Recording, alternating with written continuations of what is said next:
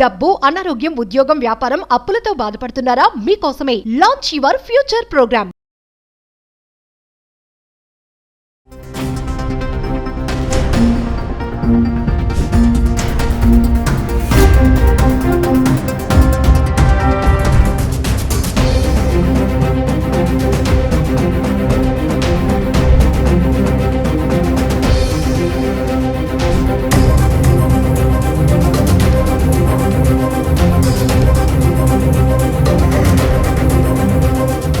నమస్తే, welcome back to Suman TV. నమస్తే రజనమ్మ గారు. నమస్తే నవీన. మేడం, మనము అహ్మదాబాద్ ప్లేన్ క్రాష్ గురించి మాట్లాడుకున్నాం కదా. కొంతమంది ప్రాణాలు కోల్పోయారు. వాళ్ళ ఏంటి బ్యాక్గ్రౌండ్ ఏంటి, ఎలా ప్రయాణం చేస్తుంది, ఎన్నో ఆశలతో బాధ్యతలను మాట్లాడుకున్నాం. అందులో ఒక్కరు బ్రతికారని చెప్పాం, మృత్యుం చేయడం చెప్పేసి. మరి ఈ రోజు ఏంటంటే ప్రీవియస్ కూడా గతం అంటే ఒక 20-30 సంవత్సరాల క్రితమే కొన్ని సంఘటనలు జరిగాయి. అందులో కూడా కొంతమంది అదృష్టవంతులు ఉన్నారు, ఒక్కలే బ్రతికిన వాళ్ళు ఉన్నారు, ఫ్యామిలీ మొత్తం కోల్పోయి. సో కొన్ని ఆర్టికల్స్ లో వాళ్ళ గురించి రాశారు. మనం ఒక్కసారి వాళ్ళని జ్ఞాపకం చేసుకుందాం మేడం ఈరోజు. వీళ్ళు అదృష్టవంతులు అంటున్నారు. చూడండి, ఇందులో కొంతమంది గురించి ఏంటంటే 17 years అప్పుడంట జులియన్ కొయాప్కే. నెక్స్ట్ చూడండి 14 సంవత్సరాల్లో బహియా బకారి. నెక్స్ట్ ఇక్కడ వస్తే వెస్నా పులోవిక్, సెసిలియా సిచాన్. వీళ్ళు నలుగురు కూడా ఇలాంటి విమాన దుర్ఘటనలోనే బయటపడ్డారు. ఎంత విచిత్రంగా అంటే ఒకసారి వీళ్ళని మనం గుర్తు చేసుకుంటాం. ఇది 50 సంవత్సరాల క్రితం జరిగింది అనుకుంటా. ఇది 1971. ఈవిడ పాపం చదువుకుంటుంది. పెరుగు నుంచి లిమా అనే ఏరియాలో ఆవిడ ఎడ్యుకేషన్ అనమాట. యాక్చువల్గా ఆవిడ జర్మనీకి చెందిన ఆవిడ. అయితే ఆవిడ ఎడ్యుకేషన్ కంప్లీట్ చేసుకుని గ్రాడ్యుయేషన్ అవి ఉంటాయి కదా వాళ్ళ కాన్వకేషన్స్, అవన్నీ కంప్లీట్ చేసుకుని తిరిగి మళ్ళీ పెరుగుకి వెళ్తున్న సందర్భంగా ఒక పిడుగుపాటు పడి విమానం కూలిపోయింది. అప్పుడు ఈవిడతో పాటు 14 మంది అందరూ కలిసి అమెజాన్ అనేటువంటి పెద్ద పేరు పొందిన అడవులు అందులో పడిపోతే ఆ 14 మంది కూడా చనిపోయారు. ఆ చనిపోతే ఈవిడ ఒక్కావిడే బ్రతికిందట. ఎలా అంటే ఈవిడ ధైర్యం చేసి కొంచెం నడుచుకుంటూ ఎక్కడ కొంచెం దూరం వెళ్ళేటప్పటికి అక్కడ వర్కర్స్ ఎక్కడో దొరుకుతారు కదా అడవుల్లో, వాళ్ళ ద్వారా తను బయటకు వచ్చిందంట. ఈవిడ పేరు మీద బుక్స్, మూవీస్ కూడా తీసారు, పుస్తకాలు, సినిమాలు. ఇప్పుడు ఆవిడ జరిగిపోయిన విషయాలన్నిటినీ కూడా రీకలెక్ట్ చేసుకుంటుంది. అంటే ఆవిడకి ఇప్పటికి కూడా గూస్ బంప్స్ వస్తూ ఉండొచ్చు, మర్చిపోలేరు. అంతమందిలో ఆ మిగిలిన 14 మంది బతికినా కూడా వాళ్ళు గుర్తించడం లేట్ అయిపోయి వాళ్ళు చనిపోయారట. వాళ్ళు 3000 మీటర్ల ఎత్తు నుంచి పడిందంట. 3000 మీటర్ల ఎత్తు అంటే ఇంకా మరి ఇక్కడ నుంచి ఇక్కడ పడితేనే కాళ్ళు చేతులు మడత పడిపోతాయి కదా. మరి ఆవిడ చాలా అంటే చాలా అదృష్టవంతురాలని చెప్పుకోవచ్చు. అలాగే మరి ఈవిడ బహియా 2003లో బహియా బకారి. మరి ఈవిడ కూడా అంతే. ఎంతమంది 151 మంది ప్రయాణికులు ఉంటే అందులో 13 గంటల పాటు తేలుతున్న శవాల మీదే ఉందట ఆవిడ. ఒక్కావిడే బయటకు ఆవిడే. ఎవరో అక్కడ పడవలో వెళ్తున్న వాళ్ళు చూసి రక్షించారట. ఆవిడ అప్పుడు కూడా చిన్న పాప. ఇప్పుడు ఆవిడ గుర్తు చేసుకుంటున్నారు అవన్నీ కూడా. నిజంగా మనం చెప్పుకోవడానికి చాలా తేలిగ్గా ఉంటుంది, కానీ ఆ గుర్తుకొస్తే ఒక శాపం, ఎక్కడో ఒక మాయాలోకంలో నుంచి, ఒక చెడు ప్రాంతం నుంచి బయటకు వచ్చేసినంత ఫీలింగ్ కలుగుతుంది. పడవలో వెళ్తున్న వాళ్ళు ఎవరో ఆమెను చూసి రక్షించారట. అప్పటికే పాపం చాలా గాయాలయ్యాయి, కాలర్ బోన్ విరిగిపోయింది. ఇప్పుడు ఇక్కడ ఈవిడికి కూడా కాలర్ బోన్ అది విరిగిపోయింది. తర్వాత మళ్ళీ ఫ్రాక్చర్లు అయ్యి అంతా ఆపరేషన్స్ ఏవో చేసుంటారు. ఇప్పుడు తినకు కూడా అలాగే జరిగింది. తర్వాత ఇప్పుడు ఇక్కడ ఈవిడ 1972లో 1972లో జరిగింది. వెస్నా పులోవిక్ ఈవిడ జెట్ విమానం 367 చెకోస్లోవేకియా పర్వతాల మధ్య కూలిపోయిందంట. ఈ లోపల బాంబు పెట్టారట, జెట్ లోపల బాంబు పెట్టారని అనుమానించారంట, కానీ నిరూపణ లేదు. ఇందులో 27 మంది ప్రయాణికులు, తర్వాత సిబ్బంది ప్రాణాలు కోల్పోయారు. అంటే కొంతమంది ఎవరో బ్రతికారు, అందులో ఈవిడ కూడా ఒక ఆవిడ. చిన్న పాప చూడండి, ఒక 20 years ఎంతో ఉన్నట్టున్నాయి ఈవిడికి, తను కూడా. అలాగే ఇక్కడ చూసారంటే 1987లో జరిగింది. ఇది సెసిలియా సిచాన్ అట. ఈవిడ కూడా నార్త్ వెస్ట్ ఎయిర్లైన్స్ 255 కూలిపోయిందట. దాని నుంచి బయటపడింది ఈవిడ. అప్పుడు 4 ఏళ్ల వయసు అంట. చూడండి, ఆ చిన్న వయసులో పాపకి ఏమీ తెలియదు. ఆవిడ కుటుంబ సభ్యులు కూడా, ఆమె తల్లిదండ్రులు, అన్నయ్యలతో పాటు 156 మంది ప్రాణాలు కోల్పోయారు. ఒక్కావిడ మిగిలింది. పాపం ఆవిడ అనాథలాగా బ్రతుకుతుంది. ఎవరు పెంచారో ఎవరు పెద్ద చేశారో తెలియదు.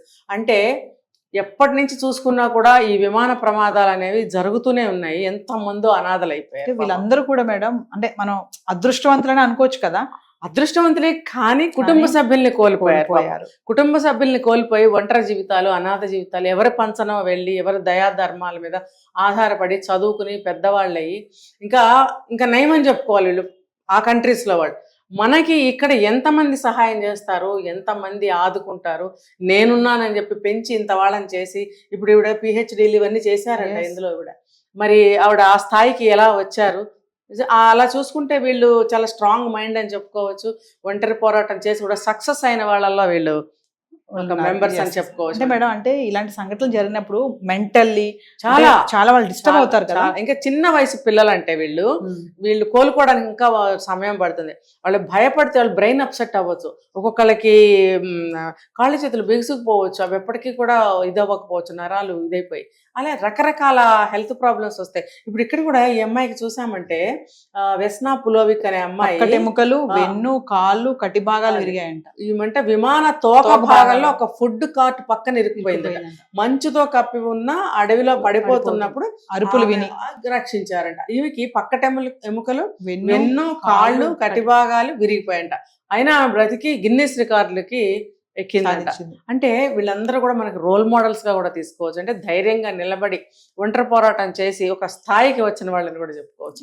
అంటే ఇలాంటి ప్రమాదాలు జరిగినప్పుడు మేడం ఏంటంటే గుర్తుండిపోతాయి. అంటే ఒక లాగా ఉంటుంది కదా. మనం అనుకున్నాం నిన్న అహ్మదాబాద్ ఫ్లైట్ దాంట్లో కూడా ఎవరైతే రమేష్ విశ్వాస్ కుమార్ ఉన్నాడో నిజంగా డేర్ అనే అని చెప్పుకోవాలి. ఒక్కొక్కరు అలాంటి ప్రమాదం నుంచి బయటపడినప్పుడు భయపడిపోయి మెంటల్లీ డిస్టర్బ్ అయిపోయి ఉంటారు. అతను చూడండి చక్కగా నడుచుకుంటూ అంటే చెప్తున్నాడు జరిగింది ఏంటనేది కూడా చెప్పి అంత కాన్షియస్ లో ఉన్నాడు అంటే ధైర్యశీలి అనుకోవచ్చు కదా. అనుకోవచ్చు. ఈ సందర్భంగా మనం ఇంకొక మెసేజ్ కూడా ఇద్దాం పబ్లిక్. ఏంటంటే మనిషికి ధైర్య సాహసాలతో కూడినటువంటి సాహసాలు ఎప్పుడు చేస్తూ ఉండాలి. తర్వాత బాడీలు ఎప్పుడు కూడా కంట్రోల్లో కండిషన్లో పెట్టుకుంటూ ఉండాలి. అంటే ఇప్పుడు పెద్ద వయసు వాళ్ళకి నేనేం చెప్పలేను, యూత్ ముఖ్యంగా యూత్ మీదే దేశం యొక్క ప్రతి ఒక్కటే ఆధారపడి ఉంది కాబట్టి యూత్కి నేను చెప్పేది ఏంటంటే ఇప్పుడు ఈ రోజుల్లో యూత్ నిర్వీర్యం అయిపోతున్నారు. ఇలాంటి వాళ్ళని చూసి ఇప్పుడు ఎవరైతే రమేష్ ఆయన విశ్వాస్ కుమార్ బ్రతికి బయట పడ్డాడో అతను చూసారంటే కనుక 38 years ఓల్డ్. అతను బాడీ చూసారంటే చాలా స్ట్రాంగ్ గా ఉన్నాడు, మనిషి కూడా చాలా స్ట్రాంగ్ మెంటాలిటీగా కనిపిస్తున్నాడు. ఆ బాడీని చూసి చెప్పొచ్చు అంత దెబ్బలు తగిలితే ఒంటరిగా ఉండి నానే వాళ్ళు ఎవరు లేదు. తర్వాత అతను అక్కడ బ్రిటిష్ సిటిజన్, అతను ఇక్కడ మేబీ చుట్టాలు కూడా ఎవరున్నారేమో మనకు తెలియదు. ఒంటరిగా హాస్పిటల్లో ఉండి కూడా అతను ధైర్యంగా ఫేస్ చూసినట్టయితే మనకి అక్కడ డీలా పడినట్టుగా కానీ భయపడిన అంటే ఉంటుంది ఇంటర్నల్ గా, కాదని నేను అనటం లేదు. కానీ పైకి మాత్రం బెంబేలు ఎత్తిపోకుండా చాలా ధైర్యంగా ఉన్నాడు. అంటే యూత్ కి ఎప్పుడు కూడా ధైర్య సాహసాలతో కూడినటువంటి పనులు ఎప్పుడు చేస్తూ ఉండాలి. అడ్వెంచర్స్ అంటే ట్రెక్కింగ్కి వెళ్ళి కాళ్ళు ఎరగొట్టుకుని కింద పడిపోయి, జలపాతాలు వాటర్ ఫాల్స్ దగ్గరికి వెళ్ళి అక్కడికి వెళ్ళి ఫోటోలు తీసుకుని జారి పడిపోయి చచ్చిపోయి ఇవి చేయమని నేను అనటం లేదు. నిత్య జీవితంలో మనం ఒక ఎక్సర్సైజులు చేయటం అని, మన పరిసర ప్రాంతాల్లో ఏదైనా సరే ధైర్యంగా ముందుకు వెళ్ళడం అనే విషయాలు, ధైర్యం చేసి ఒక పని చేయడం, రిస్క్ తీసుకుని ఏదైనా ఒకటి ఫేస్ చేయడం అనేది అలవాటు చేసుకోవాలి నిత్య జీవితంలో ఒక భాగంగా. ప్రతిదీ మనకు 40 ఏళ్ళు వచ్చే వరకు అమ్మా నాన్నే చేస్తున్నారుగా, కాదని అనకండి ఎవరు కూడా. ఎన్నేళ్ళు వచ్చి అమ్మా నాన్న తీసుకురావాలి, అమ్మా నాన్న పెట్టాలి, అమ్మా నాన్న చేయాలి. ఈవెన్ లేచి గ్లాస్ వాటర్ తీసుకోవడం, ఒక పెన్ను తీసుకోవడం కూడా చేయలేని అంత సోమర్తనం అనాలా లేకపోతే ఏమనాలో నాకు అర్థం కావట్లా ఆ స్థితిలో ఉన్నారు. కానీ ఇప్పుడు ఇవన్నీ చూసిన మీదట రోజుకు ఒక కొత్త పాఠం నవీన మనకి. అంటే వీళ్ళందరినీ జ్ఞాపకం చేసుకుంటారు. నిజంగా చిన్న వయసులో జరిగిన సంఘటన ఇది. వాళ్ళు దాన్ని అక్కడితో స్టాప్ చేయకుండా ఆ ఏజ్ లో జరిగిన దాన్ని మెంటల్ గా ఎక్కడ ధైర్య సాహసాలు అంతే. వాళ్ళంతా ఏజ్ అమెజాన్ అడవుల్లో పడిపోయింది. అమెజాన్ అడవులు ఎలా ఉంటాయో తెలుసా? ఒకసారి మీరు నేషనల్ జియోగ్రఫీ ఛానల్ తీసి చూడండి, చూపిస్తారు. దట్టమైన కీకారణ్యాలు, కాకులు దూరని కారడవి అని అంటారు, చూస్తేనే భయం వేస్తుంది. చాలా అది ఫేమస్ అన్నమాట. ఆ అడవుల్లో తను పడిపోయినప్పుడు భయంకరమైన స్థితిలో ఆ చిన్న పాప చూడండి ఇక్కడ అంత ధైర్యంగా ఆమె వెళ్ళింది అంటే ఆ పాప లైఫ్ స్టైల్ ఎలా ఉండిందో మనం ఆ ఏజ్ లో ఫ్యామిలీ బ్యాక్గ్రౌండ్ కూడా ఎలా ఉందో మనం ఊహించుకోవచ్చు. అంటే నేను చెప్పేది ధైర్య సాహసాలతో ఉండి మీరైనా సరే నవీన, మీరు ఎక్కడి నుంచో వస్తారు జాబ్ కి, మీరు ధైర్యం ఉండబట్టే ధైర్యంతో రాగలుగుతున్నారు. ఆ ధైర్యం అనేది ఎప్పుడు వీడిపోకుండా ఉంటే, ఇప్పుడు చూడండి ఈమెతో వెళ్ళిన వాళ్ళు 14 మంది చనిపోయారు. ఎందుకు? బయటకు రాలేకపోయారు, అక్కడక్కడే ఉన్నారు. వాళ్ళని గుర్తించడం కష్టమైపోయి చనిపోయారు వాళ్ళు. ఈ అమ్మాయి ఒక్కటే బయటకు ధైర్యం చేసి నడుచుకుంటూ ఏదో ఒక దారి దొరుకుతుంది కదా అని చెప్పి అలా రావడం వల్ల ఎవరో ఒక వుడ్ వర్క్ చేసుకునే వాళ్ళు, చెట్లు కొట్టి చేసుకుంటారు కదా, వాళ్ళు కనిపిస్తే వాళ్ళ ద్వారా ఆ అమ్మాయి ఫ్లైట్ లో చేర్చబడింది హాస్పిటల్ కి. అంటే మనసులో ధైర్యం అనేది ఎప్పుడు ఉండాలి. ఫిజికల్గా మనం లుక్కి చూసేదానికి సాహసంగా ఉండాలి. ధైర్యం లోపల ఉండాలి, సాహసాలు చేస్తూ ఉండాలి. ఉన్నప్పుడు ఇలాంటి ఎటువంటి ఇదంటే ఇది కాదు, లైఫ్లో అనేకం ఎదురు. మనకి మనీ లేకపోతే కూడా భయపడి పిరికితనంతో ఊరి పోసుకు చచ్చిపోతున్నారే అంటే పిరికి వాళ్లే కదా. ధైర్యంతో ఉండాలి. ఉన్నప్పుడు మన జీవితాన్ని కాపాడుకోగలుగుతాము, ఉన్నత శిఖరాలకి వెళ్ళగలుగుతాం. ఇప్పుడు గిన్నిస్ బుక్ ఎక్కింది ఈవిడ పేరు మీద బుక్స్ వచ్చాయి, సినిమాలు వచ్చాయి. మరి ఎంతో ఐడెంటిఫికేషన్ అనేది వీళ్ళకు ఉంది. మనం ఏం సాధిస్తాం? మీరు అన్నట్టుగా రజనీ గారు, ఇప్పుడు వీళ్ళందరూ కూడా ఆదర్శం. ఎందుకంటే ఈ మధ్య కాలంలో చిన్న చిన్న సమస్యలకే చనిపోతున్నారు, చిన్న చిన్న సమస్యలు చచ్చిపోవడాలు. కానీ మరి వీళ్ళు చూడండి, ఆ చిన్న వయసులో ఇంత ప్రమాదం నుంచి బయటపడి ఇలా సాధించి రోజు ఈవిడేమో సినిమాలు, పుస్తకాలు రాశారు, ఈవిడ గిన్నిస్ రికార్డ్ ఎక్కారు. మరి అన్ని అంటే బాడీ పార్ట్స్ కూడా సపోర్ట్ చేయకపోయినా, అంత విరిగిపోయినా కూడా వాళ్ళు ఈ స్టేజ్కి వచ్చి ఈ రోజు మన వీళ్ళ గురించి మాట్లాడుకుంటున్నామంటే అది వీళ్ళ సాహసమే కదా. మరి ఈ వయసులో ఈ పాప ఎదుర్కొన్న ఆ సంఘటనకి ఇంకొకళ్ళైతే మైండ్ అప్సెట్ అయిపోతుంది, అందులోంచి రాలేదు, భయభ్రాంతులు అయిపోతారు. 4 ఏళ్ల పాప అంటే ఉంది. మరి చూడండి, ఈ అమ్మాయి చక్కగా చదువుకుంది, పైకి వచ్చింది, తన లైఫ్ తను చూసుకుంది. పేరెంట్స్ కూడా లేనట్టున్నారు, అందరు చనిపోయారు. అన్నయ్య, మొత్తం ఆవిడ సొంత ఫ్యామిలీ మెంబర్స్ చనిపోయారు. ఇవి ఒక్కటి ఎవరి తోడుతో సహాయంతో పైకి వచ్చింది అనేది మనకు తెలియదు. అంటే ఎవరిని తీసుకున్నా వాళ్ళలో నేర్చుకోవడానికి ఏదో ఒకటి ఉంటుంది మనకి. ఇప్పుడు ధైర్య సాహసాలు మనం అలవాటు చేసుకోవాలి ఈ రోజు నుంచి. ఇప్పుడు అంతమంది అబ్బాయి ఎగిరి అవతల పడ్డాడు, ఆ రమేష్ విశ్వాస్ అనే ఆయన. అయితే పడి ఆ దెబ్బలకి నొప్పులకి కారే రక్తంతో కదలగలరా? కానీ అతను ధైర్యంగా లేచాడు, నడిచాడు. అమ్మో ఏం ఇవన్నీ గబగబా లేచి బయటికి రాగలిగాడు కాబట్టి రక్షించబడ్డాడు. లేకపోతే ఏముంది, ఆ మంటల్లో ఏమన్నా అయిపోయేవాడు. కాబట్టి ధైర్య సాహసాలు చాలా ఇంపార్టెంట్.